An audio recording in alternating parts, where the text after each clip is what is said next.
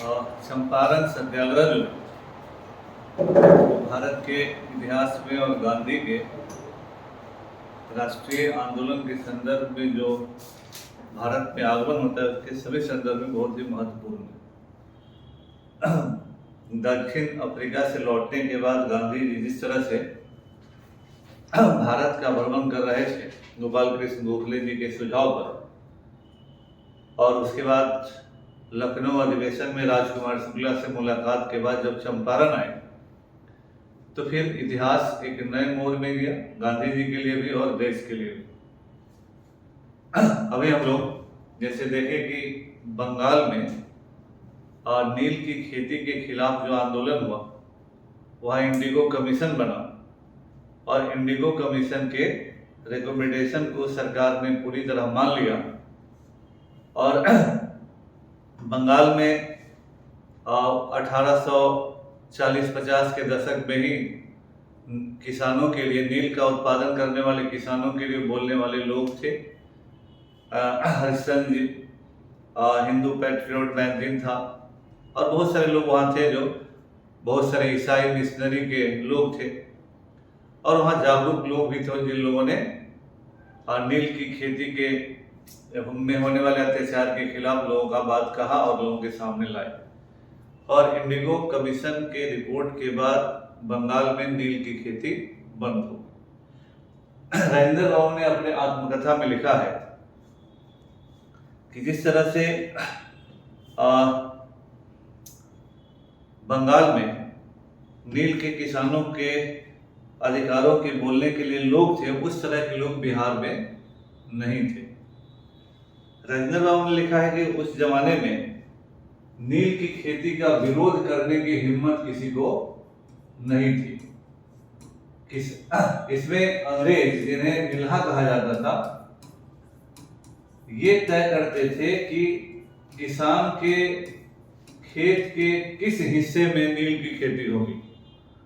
प्रायः अमूमन ये करते थे अंग्रेज की किसानों के सबसे अच्छी भूमि को चुनकर वो कहते थे कि इसी भूमि में खेती करो, और हर किसान को 1 बीघा में 3 कट्ठा, जैसा कहा था शुरू में 1 बीघा में 5 कट्ठा था, ये 5 कट्ठिया सिस्टम था, बाद में 3 कट्ठिया सिस्टम हुआ। तो हर बीघे में 3 कट्ठा का नील का खेती करना जरूरी था। और जैसे हमने कहा कि जीरात भूमि था और आसामी भूमि था, जीरात और आसामी बाग। तो जीरात वह भूमि थी जिस पर अंग्रेजों का अपना नियंत्रण था और उस पर वो किसानों से जबरदस्ती खेती करवाते थे, उनका हल बैल वो जबरदस्ती लेते थे।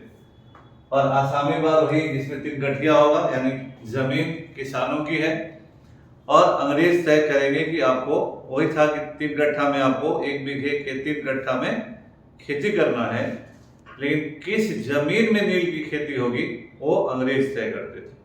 और यह कहा गया है कि अमूमन सबसे अच्छी भूमि जो किसान की होती थी उसी में वो नील की खेती करवाते थे ताकि उत्पादन अच्छा हो, है ना। तो ये और इसमें जो अंग्रेज खेती करवाते थे 3 कट्ठिया व्यवस्था के तहत, तो अंग्रेज किसानों को थोड़ा बहुत दे देते थे, लेकिन उस थोड़े बहुत से किसानों का कोई फायदा नहीं होता था, उल्टे घाटा होता था, है ना। तो इसीलिए, और अगर कोई किसान चाहा कि हाँ अब हम नील की खेती नहीं करेंगे, नील की खेती से मुक्ति के एवज में किसानों से बहुत ज्यादा गैर कानूनी रकम वसूलते थे अंग्रेज, है ना। तो इसलिए हर तरह का गैर कानूनी काम करते थे, अत्याचार करते थे, शोषण करते थे, लेकिन अंग्रेजों के खिलाफ बोलने वाला कोई नहीं था। लेकिन किसानों में धीरे धीरे असंतोष बढ़ता जा रहा था। पहली बार 1867 में, है ना, 1867 में लाल सरैया कोठी के किसानों ने अंग्रेजों के खिलाफ अपने बातों को उठाया। लाल सरैया कोठी, है ना, यहाँ के किसानों ने 1867 में पहली बार अंग्रेजों के खिलाफ विद्रोह का शुरुआत किया। धीरे धीरे यह विद्रोह आसपास के सभी क्षेत्रों में फैल गया और अंग्रेजों ने इस स्थिति को नियंत्रण करने मतलब नीलहों ने इस स्थिति को नियंत्रण करने के लिए सरकार से सहायता मांगी और उसी जमाने में नीलहों ने कलकत्ता स्थित सरकार से रिक्वेस्ट किया कि यहाँ के छोटे मोटे कानूनी झगड़ों के निपटारे के लिए मोतिहारी में एक स्मॉल कॉज न्यायालय की स्थापना की जाए, है ना। तो अंग्रेजों के मतलब नीलहों के रिक्वेस्ट पर सरकार ने मोतिहारी में स्मॉल कॉज कोर्ट की स्थापना कर दी। इसका मूल उद्देश्य कोई किसानों का भलाई नहीं था, बल्कि इसका मूल उद्देश्य था कि अंग्रेज और किसानों के बीच में जो कॉन्ट्रैक्ट होता था उन सट्टा एक तरह से जो लीज बनता था, तो अंग्रेज उस लीज पेपर को अपने फेवर में बनवाते थे। तो इस कोर्ट का उद्देश्य बनवाने का उद्देश्य था कि अगर कोई किसान अंग्रेजों के द्वारा बनाए गए लीज का उल्लंघन करेगा तो उसको कोर्ट में लाकर प्रताड़ित करवाएंगे। तो स्मॉल कॉज कोर्ट जो है वह किसानों पर अत्याचार करने का, शोषण करने का एक कानूनी तरीका अंग्रेजों ने अपनाया कि आप मेरे साथ दस्तखत किए हुए हैं किसी लीज पेपर पर, अगर आप लीज पेपर का उल्लंघन कीजिएगा तो आपको हम कोर्ट ले जाएंगे, कोर्ट में घसीट देंगे। इस तरह की बात उन लोगों ने कही। और इस समय बेतिया राज के मैनेजर बाल्डविन को जिला मजिस्ट्रेट ने इस इलाके में किसानों की समस्याओं को जानने के लिए भेजा, लेकिन बाल्डविन तो बाल्डविन था, अंग्रेज जो भी जांच करने आया उसने कहा कि किसानों की मांग गैर वाजिब है, वहां पर जो भी आरोप लगाए जाते हैं उसका कोई आधार नहीं है। तो किसानों ने विद्रोह भी किया, परेशान भी हुए, सरकार ने जांच भी करवा दिया, लेकिन नतीजा सिफर निकला, है ना। यानी इन सारी चीजों का कोई नतीजा नहीं निकला। इसी बीच मुजफ्फरपुर के जिला मजिस्ट्रेट थे बोरसेले,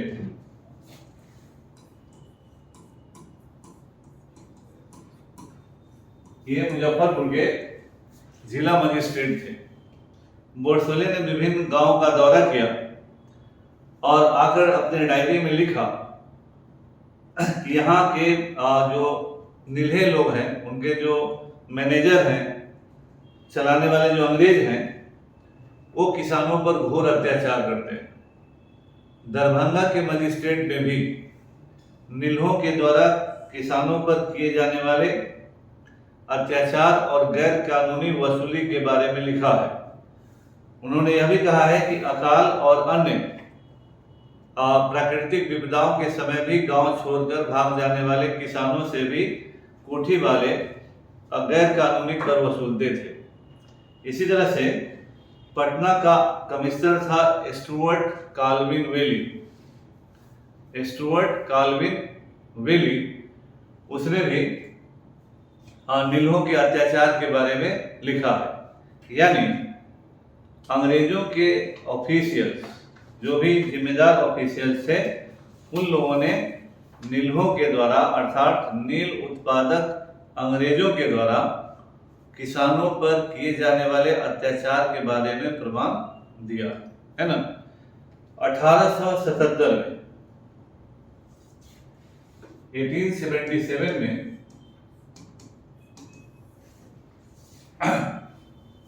बंगाल सरकार ने अपने अधिकारों को एक परिपत्र जारी किया और उसमें निर्देश दिया गया कि जिन इलाकों में कोठियां थीं उन इलाकों के बुरी व्यवस्था को सुधारने का प्रयास किया जाए और नीलहों के द्वारा जो किसानों पर अत्याचार हो रहा है उसके बारे में जानने का प्रयास किया जाए। इसी समय बंगाल में एस्ले एडेन नया गवर्नर जनरल बने। हमने पढ़ा था पीछे क्लास में कि एस्ले एडेन इंडिगो कमीशन में भी के समय भी थे, इसलिए एस्ले एडेन को नीलहों के अत्याचार के बारे में और नील उत्पादन करने वाले किसानों के साथ होने वाले अत्याचार के बारे में आइडिया था कि बंगाल में क्या हुआ था। इसलिए उन्होंने यहाँ के नीलुओं को रिक्वेस्ट किया कि पहला नंबर, आप नील के खरीदने का रेट बढ़ाइए, यानी किसानों को दिए जाने वाले पैसे में बढ़ोतरी कीजिए। दूसरा, बेगार लेने की प्रथा को बंद कीजिए। ये लोग जबरदस्ती काम करवाते थे और लोगों को पैसा नहीं देते थे। इसी समय नीलों ने, याद रखिएगा, नीलों ने अपने हितों की सुरक्षा के लिए बिहार प्लांटर्स एसोसिएशन की स्थापना की, है ना, बिहार प्लांटर्स एसोसिएशन।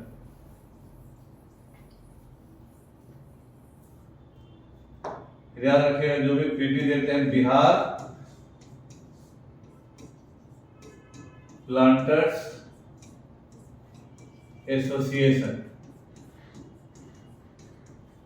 है ना, बिहार प्लांटर्स एसोसिएशन 1878 में इसकी स्थापना की और इसमें इन्होंने नील की कीमत 9 रुपये प्रति बीघा से बढ़ाकर 10 रुपये प्रति बीघा करने का प्रयास किया। हालांकि इससे कोई विशेष फायदा नहीं हुआ, है ना। लेकिन 1878 एक बात के लिए और मशहूर है, फिर इसने तो फिर दुनिया बदल दी। 1878 में जर्मन के रसायन शास्त्री एडोल्फ फोन बेयर ने कृत्रिम नील का आविष्कार कर दिया, आर्टिफिशियल इंडिगो का आविष्कार कर दिया, है ना। तो जैसे ही कृत्रिम नील का आविष्कार हुआ,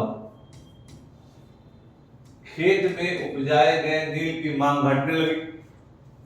और जब हम प्रयोगशाला में ही नील का उत्पादन कर लेंगे तो नील को बोना, उपजाना, ट्रांसपोर्ट करना, ले आना और इसके लिए इतना मार झगड़ा करना, इसका कोई औचित्य नहीं रह जाएगा। तो ये कल भी बता रहे थे कि 1878 में ही कृत्रिम नील का आविष्कार हो गया। तो स्वाभाविक है कि जब नील का डिमांड घटेगा तो नील का उत्पादन भी घटेगा, है ना। और इसके बाद धीरे धीरे नील की खेती जब घटने लगी तो थोड़ा बहुत रैयतों के कष्ट में भी कमी आई, क्योंकि अंग्रेज अब नील उत्पादन के लिए उतने इंटरेस्टेड नहीं हुए। 1888 में चंपारण में 14 कोठियों को एक बहुत बड़ा इलाका मुकर्रर बंदोबस्ती में मिल गया।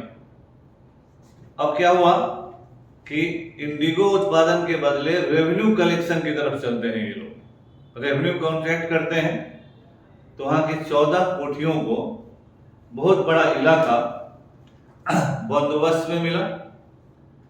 इस परिवर्तन से कोठियों की शक्तियों में व्यापक बढ़ोतरी हुई। पहले वो इलीगल थे, अब कानून के अंतर्गत उनको कर वसूली का कॉन्ट्रैक्ट मिला। अब एक से निकला तो दूसरे में फंसा। अब जब कर वसूली का अधिकार मिला तब तो फिर हर तरह के कर का वसूल करेंगे, है ना। तो इस समय थोड़ा सा किसानों को राहत मिला, लेकिन अगेन किसानों का अत्याचार और शोषण फिर से शुरू हो गया। किसानों ने सरकार को कई आवेदन भेजे और इन जमींदारों के अत्याचार के बारे में लिखा, लेकिन सरकार की तरफ से कोई कदम नहीं उठाया, जिसके कारण किसानों का शोषण और अत्याचार बढ़ता गया।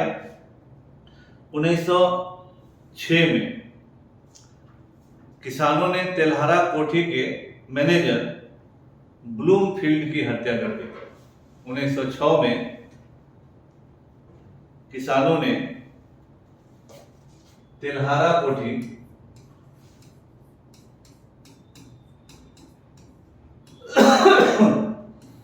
के मैनेजर बहुत अत्याचारी था। तो यही होता है कि अगर आप किसी समस्या का पीसफुल समाधान नहीं निकालते हैं तो इस तरह की घटनाएं हो जाएंगी। इसी तरह से 1907 में 1907 में साठी कोठी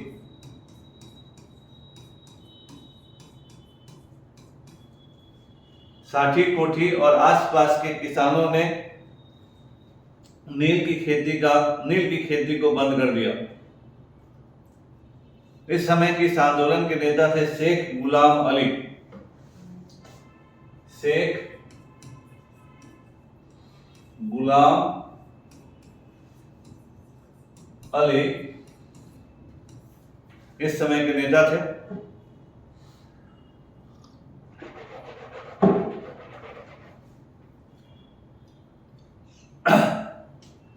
ये लोग पैन खर्च का पूरा विरोध कर रहे थे।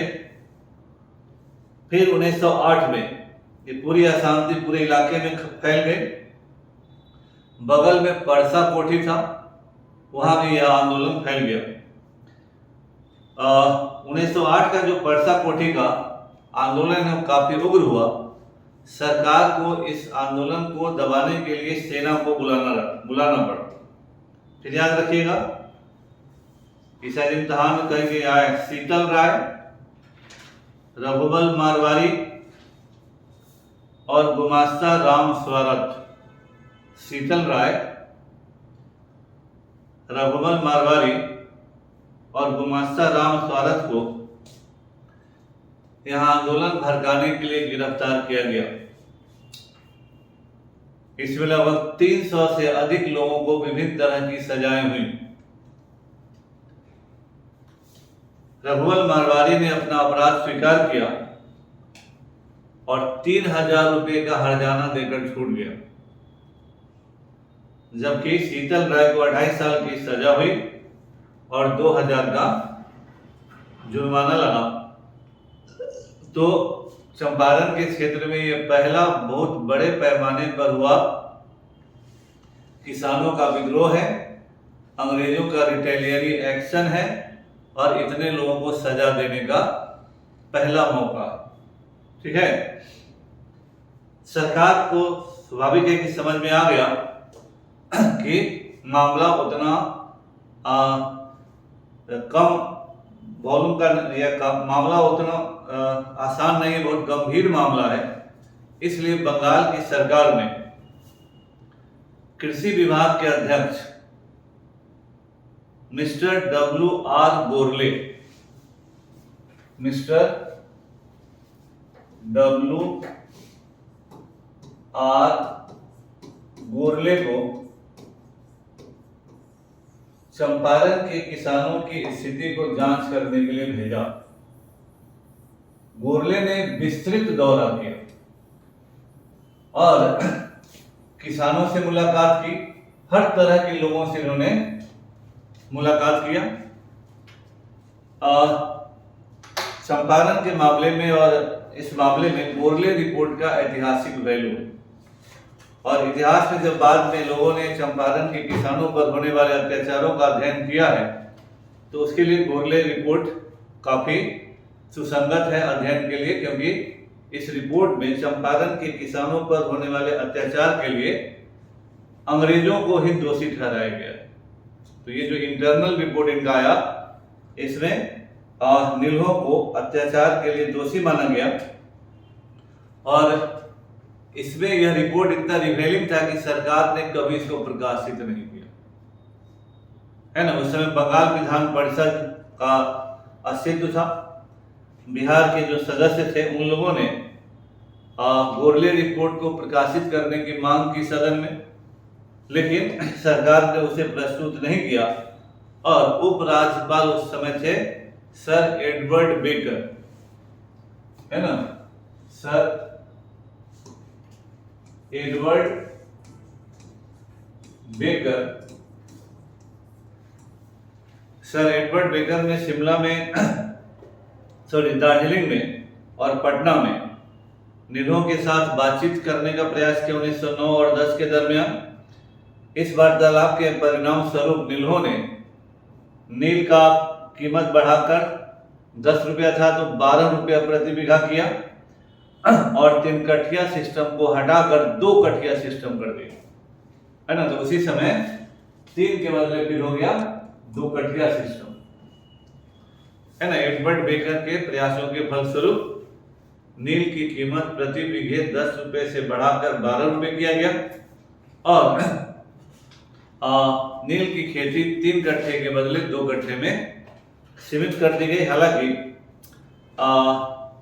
यह सारा जो बात है इसलिए भी उतना इम्पोर्टेंट नहीं है क्योंकि इस समय तो नील का डिमांड ही घट रहा था, इसलिए अगर 3 से 2 किया तो अपने लिए भी किया होगा, केवल किसानों के लिए नहीं। घटते हुए नील के मांग के कारण सारण, मुजफ्फरपुर, दरभंगा और मुंगेर बहुत सारी कोठियां बंद हो चुकी थी। एक जमाने में जैसे 1892 से 1897 के बीच, 1892 से 97 के बीच पूरे क्षेत्र में 91,000 है ना, 91,000 एकड़ भूमि नील के खेती के अंतर्गत थी।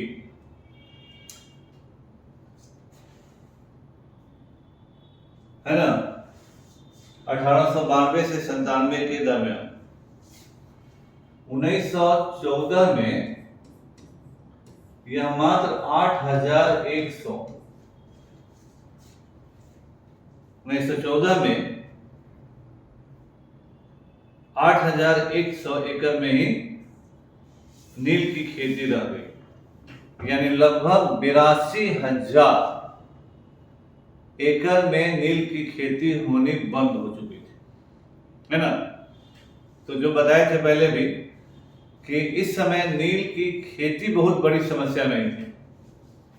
अब चूंकि जब इतना लॉस हो गया अंग्रेजों को, है ना, 80,000 के आसपास एकड़ जमीन में नील की खेती नहीं हो रही, तो उतने बड़े पैमाने पर अंग्रेज कोठियां बंद भी हुई और अंग्रेजों के आय में भारी कमी हो। स्वाभाविक है कि इस कमी की भरपाई के लिए अंग्रेजों ने किसानों से बहुत सारे गैर कानूनी कर वसूलना शुरू कर दिया, जिसको आबवाब बोलते थे, आबवाब, है ना। बहुत सारे गैर कानूनी कर वसूले गए, इसको आबवाब बोला गया।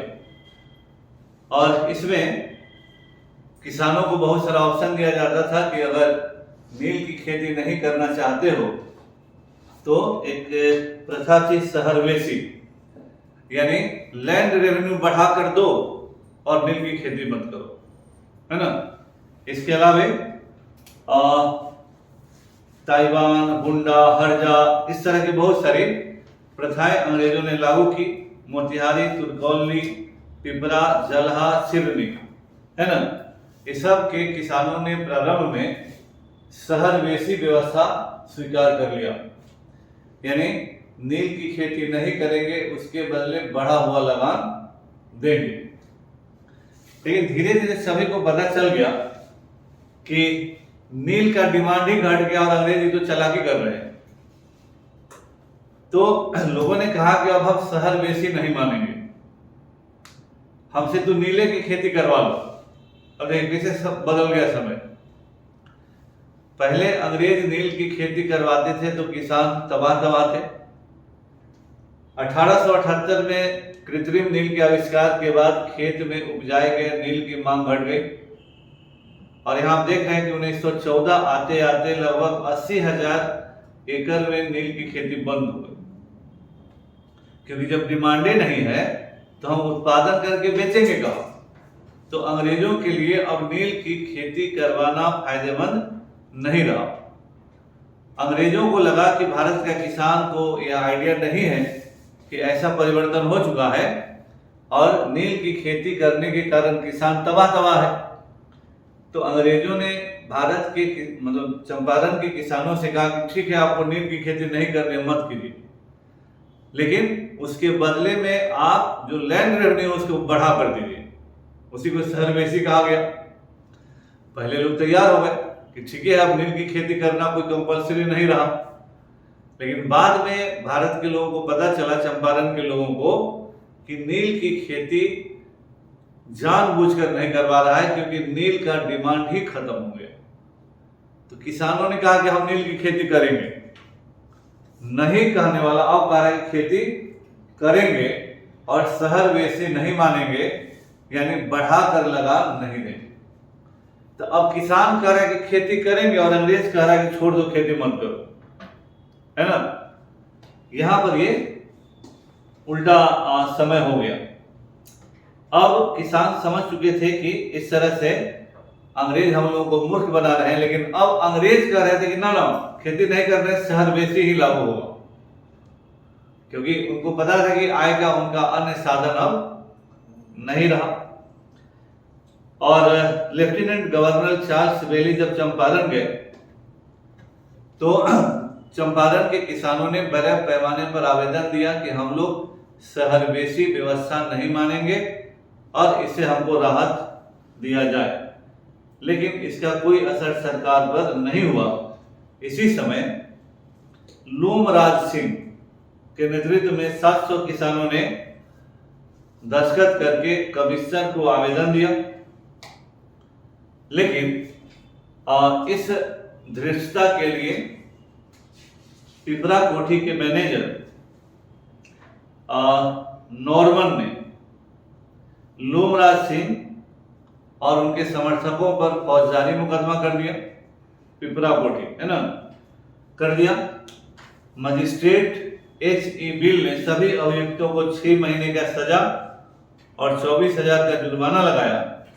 हालांकि हायर कोर्ट ने सभी को रिहा कर दिया। यहाँ लूमराज सिंह एक आदमी, इनका नाम याद रखिएगा, पिपरा कोठी के इलाके में लूमराज सिंह। तो जो भी नेता सब बता रहे हैं, गांधी के पहले के लोग नेता हैं, तो ये सारे लोगों ने विद्रोह किया। 1914 में बिहार प्रांतीय सम्मेलन बांकीपुर में आयोजित हुआ। अध्यक्ष पद से बोलते हुए 1914 में बिहार प्रांतीय सम्मेलन की बैठक बांकीपुर पटना में हुई।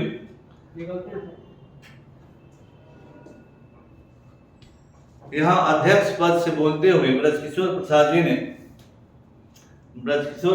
प्रसाद सिन्हा ने इस समस्या के प्रति लोगों का ध्यान आकृष्ट किया। 1915 में बिहार प्रांतीय सम्मेलन की बैठक छपरा में हुई। छपरा में अध्यक्ष से नंद किशोर लाल जी, इन्होंने भी किसानों के स्थिति पर प्रकाश डाला।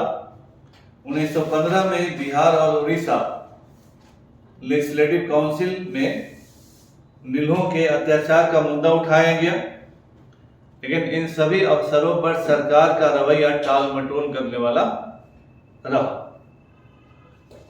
इस पीरियड में कई समाचार पत्रों ने,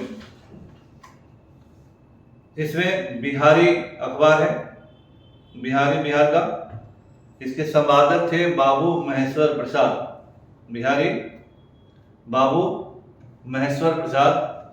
उन्होंने इस मुद्दे को उठाया।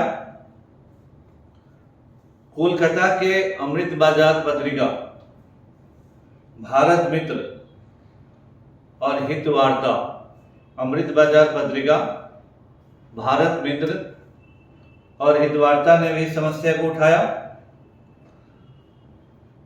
कानपुर में अखबार निकालता था प्रताप, ये सब याद रखिएगा। इलाहाबाद का अभ्युदय, नागपुर का हिंद केसरी, इन सबों में चंपारण के किसानों के मुद्दों को उठाया गया। मिथिला मिहिर,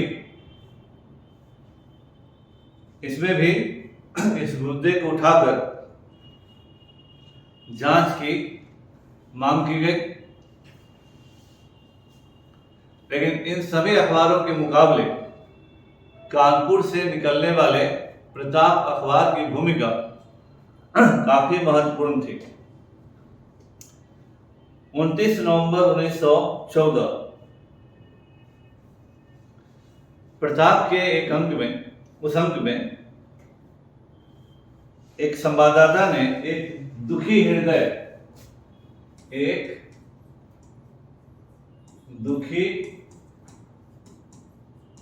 हृदय के छद्म नाम से, स्यूडोनेम से चंपारण की स्थिति पर विस्तृत रिपोर्ट छापी, है ना। उन्होंने अपना नाम दिया एक दुखी हृदय। इसी तरह से 13 दिसंबर 1914 सहानुभूति नाम के छद्म नाम से एक और रिपोर्ट छपा, और इस रिपोर्ट में संवाददाता ने लिखा कि वह जो लिख रहा है उसने उन चीजों को अपनी आंखों से देखा है ना।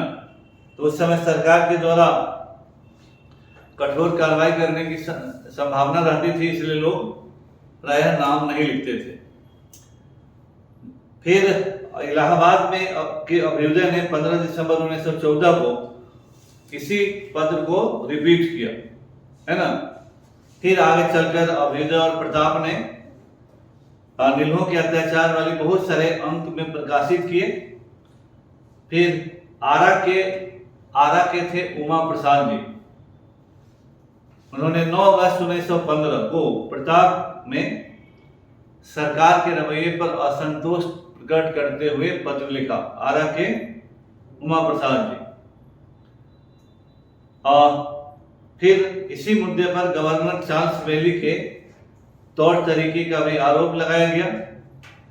फिर बिहार के नए गवर्नर बने चार्ल्स वेली। लोगों को उम्मीद थी कि चार्ल्स वेली रैयतों के लिए कुछ करेंगे, लेकिन उन्होंने तुरंत ऐसा कुछ नहीं किया। फिर मुजफ्फरपुर से एक अखबार प्रकाशित होता था सतयुग। मुजफ्फरपुर से एक अखबार प्रकाशित होता था सतयुग, जिसके संपादक थे पांडे जगन्नाथ प्रसाद। पांडे जगन्नाथ प्रसाद, इन्होंने सरकार से निवेदन किया कि वह उस मुद्दे पर कुछ करे। फिर 17 जनवरी 1916 प्रताप में फिर एक लेख छपा प्रार्थना शीर्षक से, है ना। प्रताप में फिर एक लेख छपा प्रार्थना शीर्षक से। इस को फिर लोगों ने कहा कि आप लोग, उसमें कहा गया कि सभी से प्रार्थना है कि आप चंपारण के किसानों पर होने वाले अत्याचार का विवरण भेजें, और फिर उसे एक पुस्तिका के रूप में छापा जाएगा। और फिर इस तरह की बात भी हुई। लेकिन जैसे ही प्रार्थना शीर्षक से विज्ञप्ति का प्रकाशन हुआ, नीलों में और सरकार में खलबली मच गई, और 16 मार्च 1916 को सरकार ने एक विज्ञप्ति जारी करके प्रार्थना शीर्षक के विज्ञप्ति को जब्त करने का आदेश दिया, है ना, क्योंकि इससे काफी असंतोष हो जाने का सवाल था। प्रताप के संपादक ने 3 और 10 अप्रैल 1916 को लिखे गए अपने लेख में सरकार के द्वारा प्रतिबंध लगाए जाने के इस कदम का आलोचना किया और विरोध किया। फिर अभ्युदय ने और भारत मित्र ने भी सरकार के इस कदम की आलोचना की। अप्रैल 1916 अमृत बाजार पत्रिका ने भी प्रार्थना शीर्षक के विज्ञापन या उसकी पुस्तिका को जब्त किए जाने के सरकार के आदेश की आलोचना की, है ना। लेकिन आप अगर जब्त करते हैं, कार्रवाई करते हैं, तो जिसके खिलाफ कार्रवाई करते हैं एक तरह से उसको पब्लिसिटी भी दे देते हैं। इसलिए इस जमाने में चंपारण के किसानों पर होने वाले अत्याचार के बारे में यूपी, बिहार, बंगाल के लोगों में लगभग जागृति थी, और अगर पूना के अखबारों में भी बातें छप रही थी तो ये लगभग ऑल इंडिया लेवल की बात हो चुकी थी। इसीलिए गांधी जब आते हैं चंपारण तो उस समय तक चंपारण के किसानों का दर्द बहुत सारे लोग जान चुके थे। ऐसा नहीं था कि ये एकदम आइसोलेटेड था, लेकिन चूंकि वो आज का जमाना नहीं था कि हर आदमी के मुंह पर ये बात रहेगी या हर आदमी की जानकारी में रहेगी, लेकिन जो जानकार लोग थे वो चंपारण के किसानों की समस्या को जान रहे थे, है ना।